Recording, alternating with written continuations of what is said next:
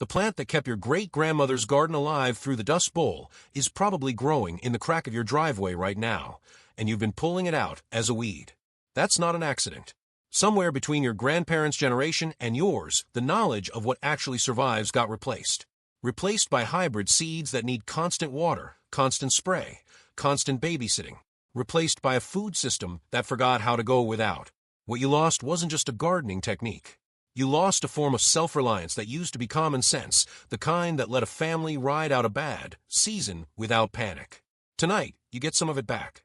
Stick around because at number 17, you'll meet a grain so tough it fed entire African empires through droughts that lasted years, and most Americans have never even heard its name. And at number 20, we're ending on a plant so central to human survival that entire civilizations built their calendars around it, and it is still standing in deserts today, doing exactly what it did 4,000 years ago. If you're the kind of person who believes the old ways deserve a second look, hit subscribe now and join the people who are choosing to remember what the world decided to forget. Here are 20 drought-proof crops that survive when others die, ranked from remarkable to absolutely unforgettable. Number 1, purslane. There's a good chance you've stepped over this plant 1,000 times without knowing what it does.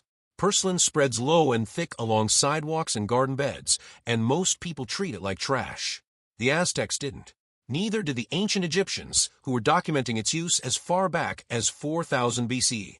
In India, it was called kulfa and used in Ayurvedic practice for centuries. By the mid-20th century, industrial weed killers wiped it out of most American yards on purpose, right alongside the knowledge of what it could do. It got filed under nuisance instead of food. Research shows purslane contains more omega-3 fatty acids than almost any other leafy plant on Earth, along with high levels of vitamin C and magnesium. Traditionally, people chopped the leaves raw into salads or sautéed them lightly with garlic, the same way you treat spinach. It thrives in poor, dry soil where other greens simply give up. We spent billions marketing fish oil capsules when something growing wild in every parking lot was already doing the job. Number 2, rosemary. Ancient Greek scholars wore sprigs of this plant in their hair while studying, convinced it sharpened memory. That practice traces back to at least 500 BCE in the Mediterranean basin, where rosemary grew wild across the dry, rocky hillsides of what's now Greece and southern France.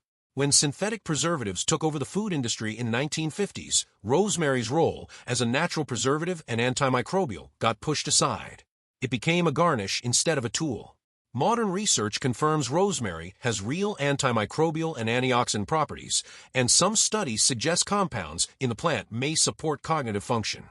Traditionally, the leaves were steeped into a strong tea, or the oil was rubbed into the scalp to encourage circulation. A word of caution: concentrated rosemary oil taken internally in large amounts can be toxic, and it's traditionally avoided during pregnancy. Your grandmother had a name for this. She kept it in her kitchen. We forgot to ask her why. Number 3, fig.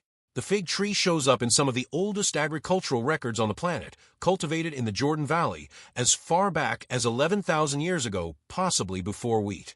Ancient Mesopotamians and Egyptians relied on dried figs as a stable food source that could survive long droughts and long journeys. As commercial fruit farming shifted toward high-water crops that ship well and look uniform, the fig got sidelined. It bruises easily, it doesn't photograph perfectly, and it fell out of the mainstream produce aisle. Studies show figs are dense in fiber, potassium, and antioxidants, and traditional medicine across the Mediterranean used the fruit and leaves to support digestion. The tree needs almost no irrigation once established, producing fruit even in rocky, arid ground. One caution worth knowing: the milky sap from a fig tree's stem can irritate skin, especially in direct sunlight, so handle fresh cuttings carefully. This tree fed civilizations before the wheel was fully perfected. Number 4, aloe vera. Egyptian queens called this the plant of immortality, and burial records show it placed in tombs as far back as 1750 BCE. It originated in the Arabian Peninsula and spread through trade routes into Egypt, Greece, and eventually the rest of the world. When the pharmaceutical industry began synthesizing burn creams and topical gels in the 20th century, this plant's practical role in most households quietly faded, even though it still sits on windowsills as decoration. Research confirms aloe vera gel has real wound healing and anti-inflammatory properties when applied to minor burns and skin irritation. Traditionally, people simply broke a leaf and applied the fresh gel directly to the skin. Here's the danger: most people miss the yellow latex just under the skin of the leaf is a strong laxative and should never be ingested in large amounts, and it's traditionally avoided during pregnancy and by anyone with kidney conditions. Most Americans have this plant in their homes right now without knowing what it can actually do. Number 5. Prickly pear cactus. The Aztecs didn't just eat this plant, they put it on their flag. The nopal cactus appears on the founding legend of Tenochtitlan itself, dated to around 1325 CE, and it remained a dietary staple across Mesoamerica for centuries before European contact. As American agriculture industrialized in the 20th century, cactus farming got dismissed as primitive, replaced by lettuce and imported greens that require far more water to grow. Studies show the pads, called nopales, contain compounds that may help regulate blood sugar, along with high fiber and antioxidant content. Traditionally, the pads were scraped of their spines, grilled or boiled, and eaten alongside eggs or beans. Handle it wrong, and you'll regret it. The tiny hair-like spines, called glochids, can embed painfully in skin and are difficult to remove without tweezers. This plant outlived every empire that discovered it. Number 6. Moringa. In parts of India, this tree has been called the miracle tree for so long that the name predates modern marketing entirely. Ayurvedic texts document its use going back roughly 5,000 years, originating in the foothills of the Himalayas. Colonial-era plantation agriculture across South Asia and Africa favored cash crops like cotton and sugar, and Moringa got pushed to the margins as a poor man's tree, its nutritional value ignored by the systems that replaced local farming. Research confirms Moringa leaves are exceptionally high in protein, iron, and vitamin A relative to their weight, and studies suggest anti-inflammatory properties in multiple parts of the plant. Traditionally, the leaves were dried, ground into powder, and stirred into porridge or soup to fortify meals during lean seasons.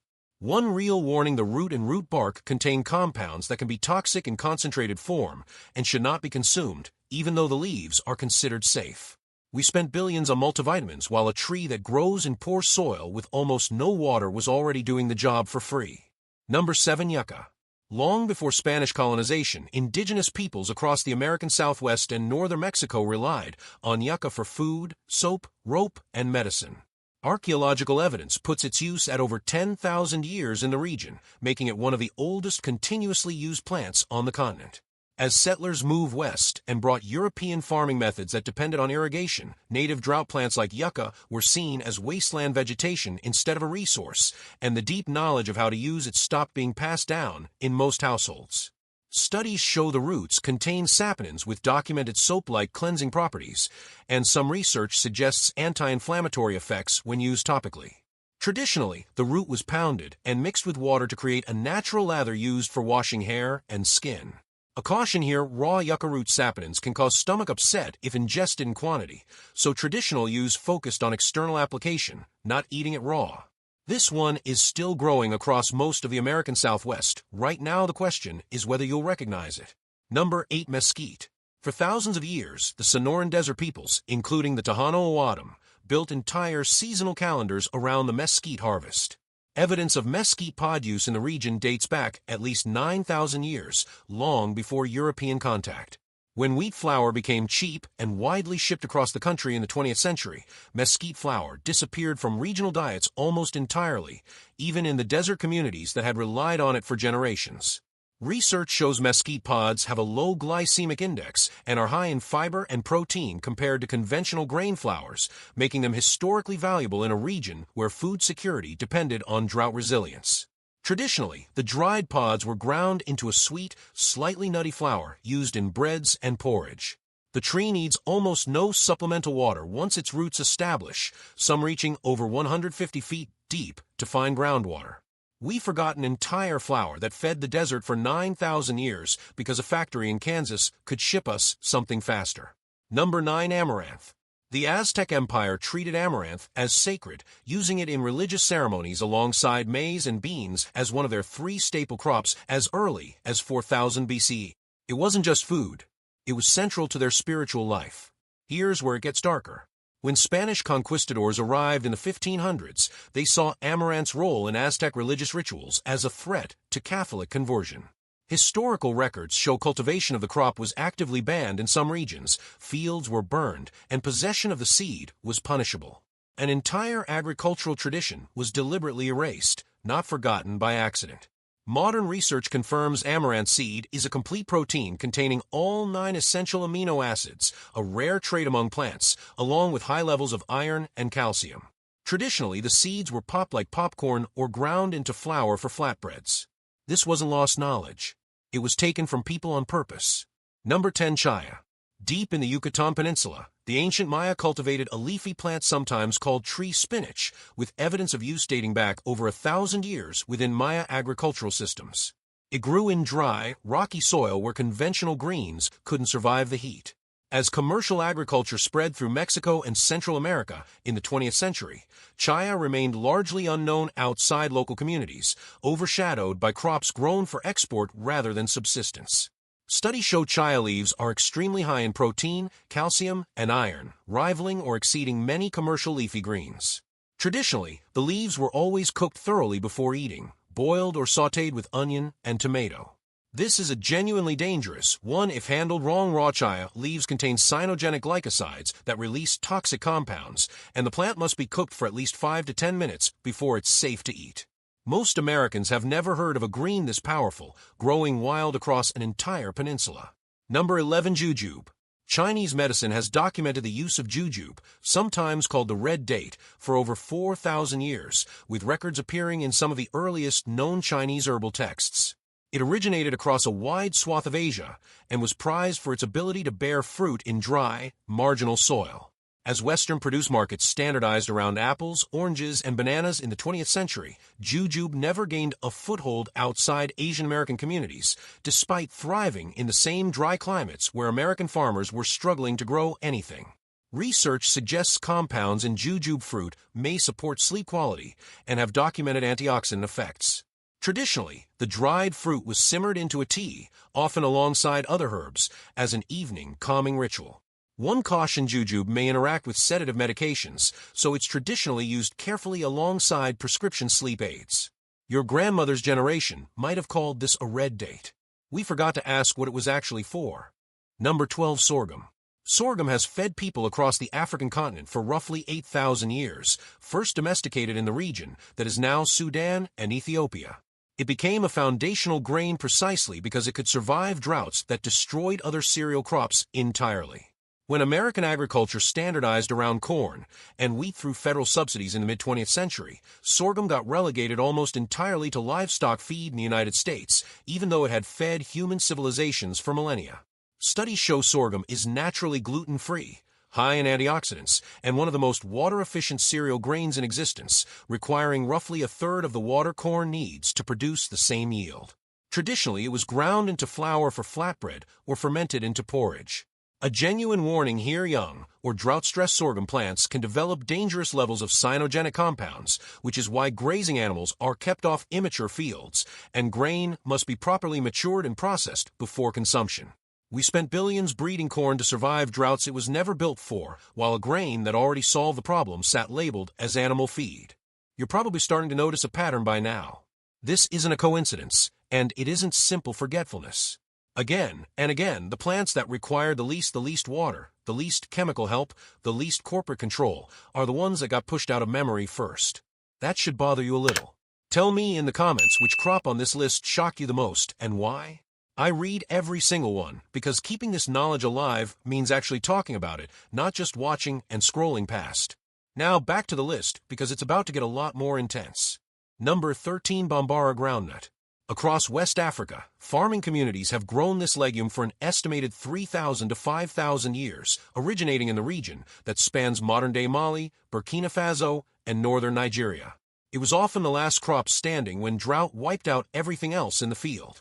Colonial-era agricultural policy across West Africa prioritized export crops like peanuts and cotton, and Bambara groundnut, which had no significant export market, was deliberately deprioritized in favor of crops that generated income for colonial powers rather than food security for local communities. Research confirms Bambara groundnut is a complete protein source containing all essential amino acids, and it fixes its own nitrogen in the soil, improving the ground it grows in rather than depleting it. Traditionally, the beans were boiled and eaten whole, or dried and ground into flour. It can produce a full harvest with less than half the rainfall many commercial legumes require. This bean fed West Africa through droughts that would have caused famine with any other crop, and almost no one outside the region has ever heard its name. Number 14. Marama bean. Deep in the Kalahari Desert, the San people have relied on the marama bean for generations, with oral tradition and ethnobotanical records tracing its use back centuries as a critical dry season survival food. It's sometimes called the green gold of the desert by researchers who study it. Because the San communities who cultivated deep knowledge of this plant were historically marginalized and displaced from their traditional lands, the detailed practical knowledge of how to identify, harvest, and prepare marama beans never made it into mainstream agricultural records at all. It simply stayed with the people who were pushed to the edges. Studies show the tuber this plant produces can weigh over 200 pounds and store enormous amounts of water and starch, making it a literal underground reservoir of food and hydration. Traditionally, the beans were roasted over coals, producing a flavor and texture researchers have compared to cashews. A single plant can survive years of drought entirely on the reserves stored in its massive underground tuber. This isn't a plant we forgot. It's a plant most of the world never had the chance to learn about in the first place. Number 15. Teff. Teff has been the foundation of Ethiopian agriculture for an estimated 4,000 to 6,000 years, with some archaeobotanical evidence suggesting it may be one of the earliest domesticated cereals in human history.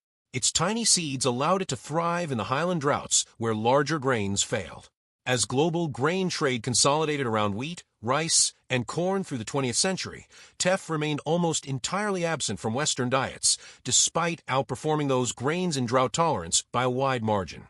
Research confirms teff is exceptionally high in iron, calcium, and resistant starch, a type of fiber linked to improved blood sugar regulation in multiple studies. Traditionally, it was ground into flour and fermented for several days to make injera, the spongy flatbread central to Ethiopian cuisine.